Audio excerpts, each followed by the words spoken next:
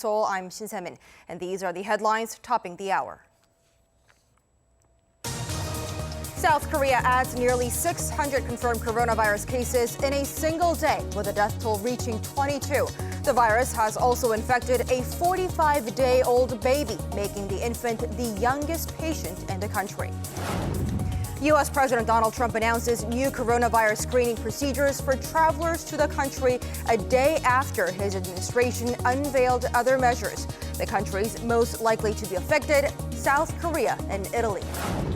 South Korea's top finance policymaker says the government will submit a supplementary budget to parliament this week aimed at countering the economic fallout and the COVID-19 outbreak. And the budget is likely to top $5 billion.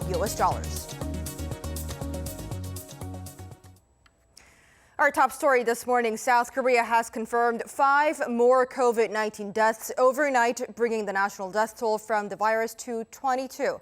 The number of confirmed cases stands at 3,736. For more on this, we connect live to our Kim Bo-kyung, who's on the line for us. So, Bo-kyung, fill us in. There's been a sharp uptick in the number of deaths overnight.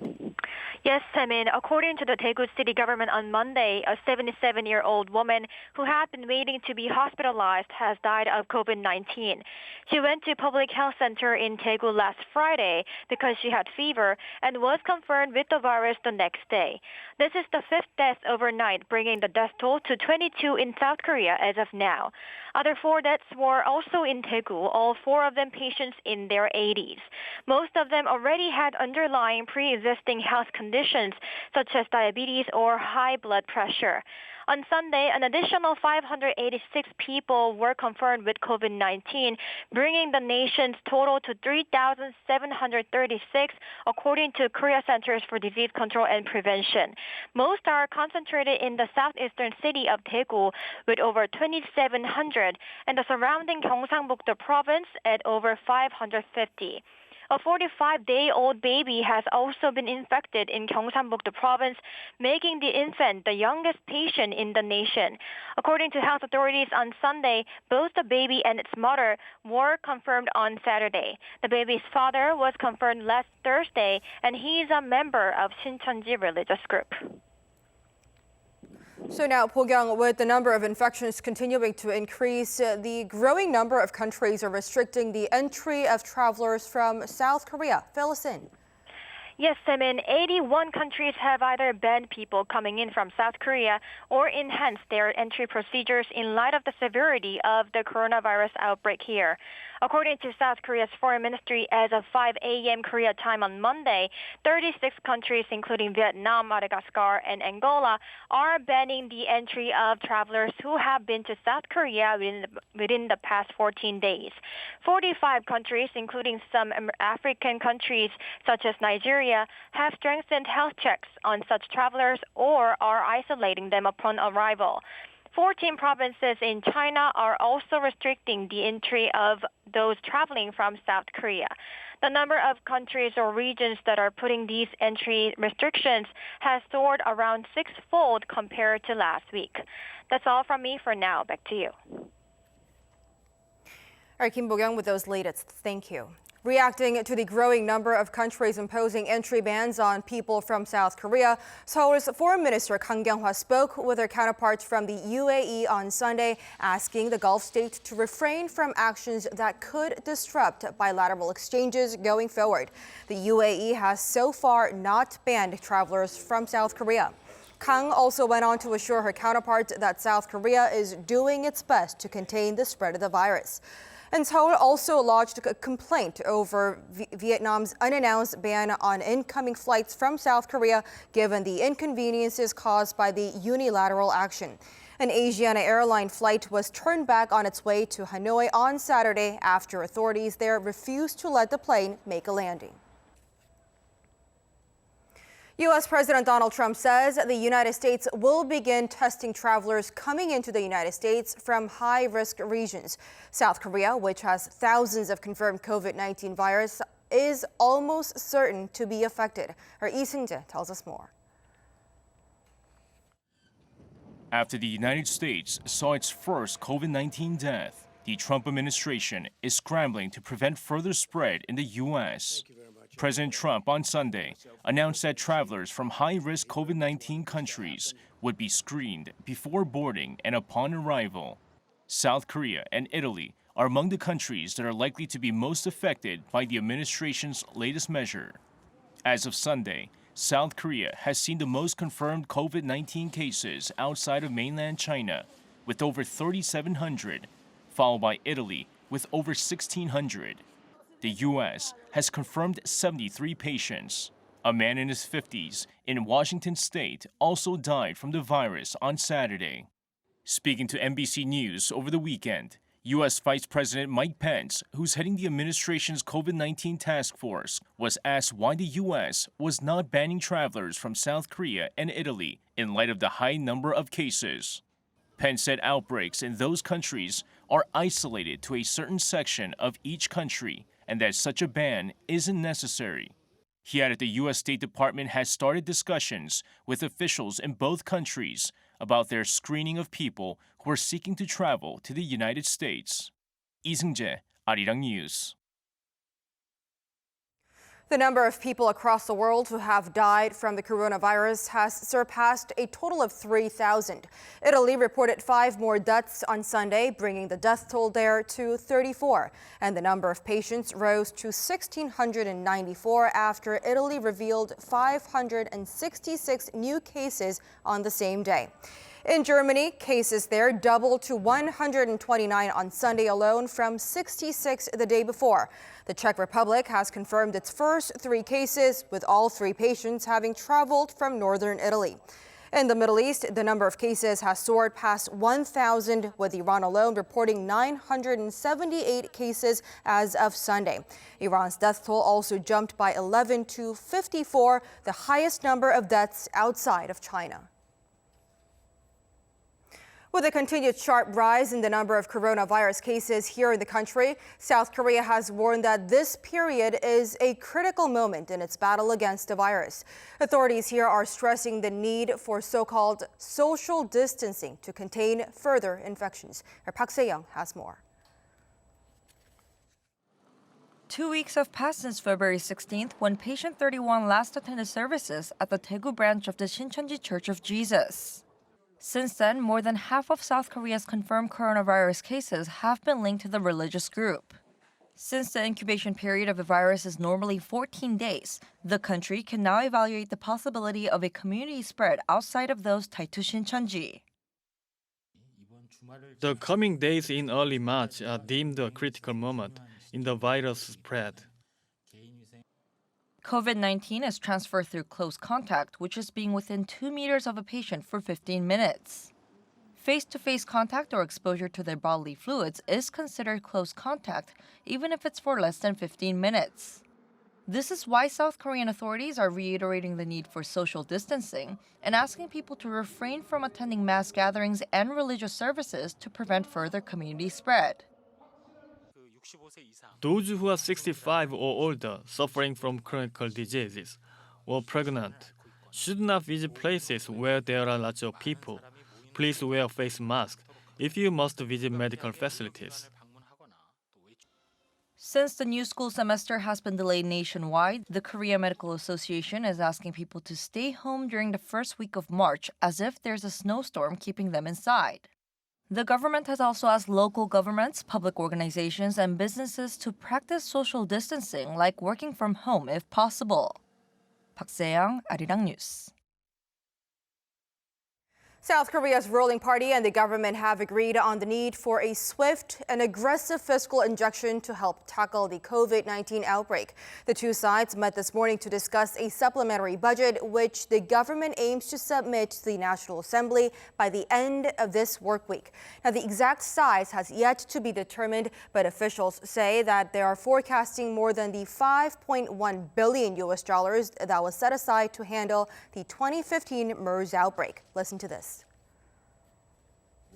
We have the dual task of curbing the coronavirus outbreak as well as preventing a shrink in the economy. The extra budget will be the first step to dealing with those two tasks. In order to take care of the issues, we will need a significant fiscal injection. The two sides agreed that the money should be directed to the most urgent areas, such as quarantine measures and helping small businesses hurt by the outbreak. Funds will also be set aside for the hardest hit areas like the southeastern city of Daegu and Gyeongsang-buk-do province. They said it's important that people feel the impact of the extra budget, especially the vulnerable. The ruling party and the government aims to have the bill passed before the current National Assembly session ends on March 17th. In domestic politics, a three-day interpellation session begins at South Korea's National Assembly at 2 p.m. Korea time on this Monday. The session gives lawmakers the opportunity to grill senior government officials on measures to contain the spread of the coronavirus. The session was set to focus on political and diplomatic affairs, but much of the questioning is likely to be directed at the administration's handling of the outbreak. While the ruling Democratic Party of Korea looks set to call for determined government support in supplying face masks and treating confirmed patients, the opposite parties are expected to slam officials over what they see as the government's weak initial reaction to the outbreak. The rival political parties, however, have met each other halfway on one thing.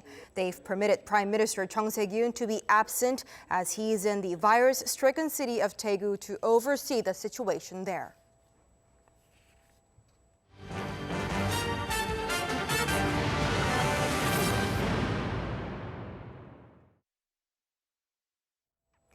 K-pop megastars BTS have landed their fourth #1 album on the Billboard 200 chart with their new album, Map of the Soul 7.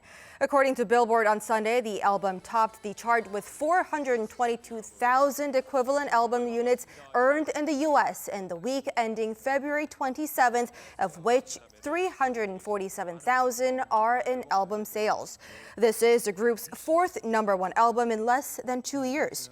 The only band to get 4 #1s in the faster time were the Beatles, who achieved the fast feat 4 months faster than BTS. Map of the Soul 7 is also the 10th non-English album to top the list.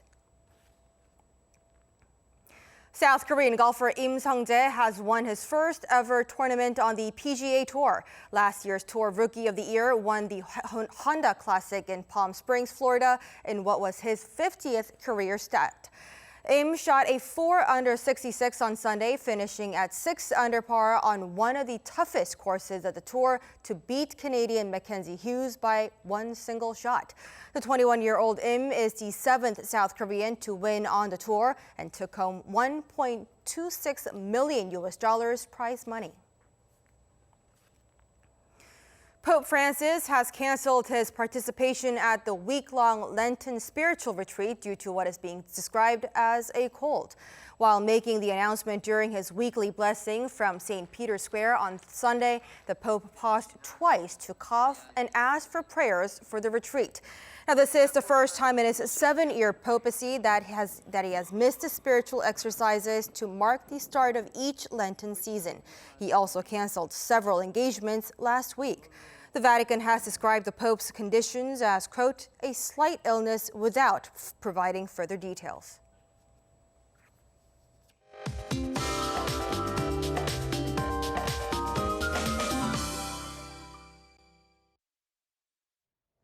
Good morning. Unlike the mild spring weather we had on Sunday, we'll be seeing slightly chillier conditions with readings 2 to 5 degrees lower than yesterday in most parts of the country. It's also going to feel slightly colder than the actual temperatures. Meanwhile, central and western parts of the country have been seeing high levels of fine dust since early this morning, but the air quality should improve in the afternoon. In taking a closer look at today's daily highs, top temperatures will range between 8 to 13 degrees Celsius, and do expect bright skies for most regions throughout the day today, but the East Coast could see some light showers from this afternoon into tonight. And after a mix of snow and rain in the capital on Wednesday, morning lows will drop below freezing again at the end of the work week. That's Korea for you, and here's the international weather for viewers around the world.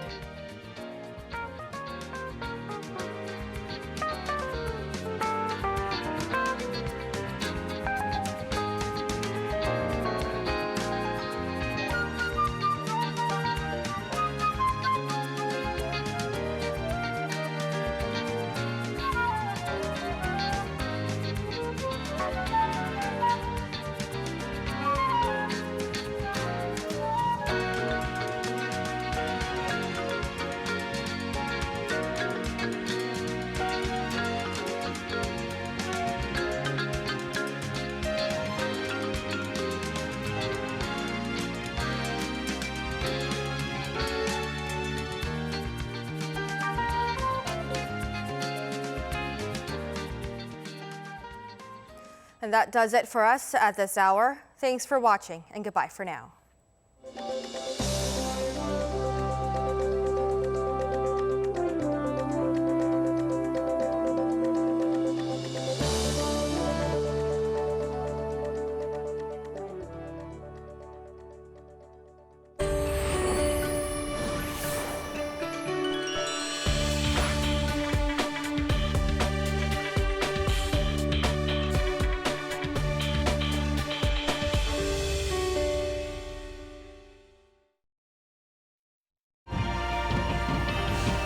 (2020) New Arirang. Arirang TV's programs. Arirang News brought to you Monday through Friday. Arirang's news presenters will deliver the latest news with a specific focus in each time slot. Experts from various parts of the globe analyze issues in Korea and around the world from different angles via Skype.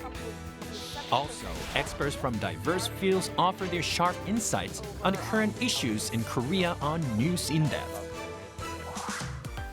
Discover a new side of K-pop stars on the TV version of multilingual online content Rolling in K-pop. To all the fans of Arirang's beloved music program Pops in Seoul, you can now watch your favorite show on weekends as well. Fall deeper into Korean culture through Arirang's culture and information programs. Stay in the loop on Korea's latest trends and issues and receive helpful tips on life in Korea. Learn about outstanding Korean SMEs leading the market in the era of the Fourth Industrial Revolution. Enjoy Arirang TV's programs.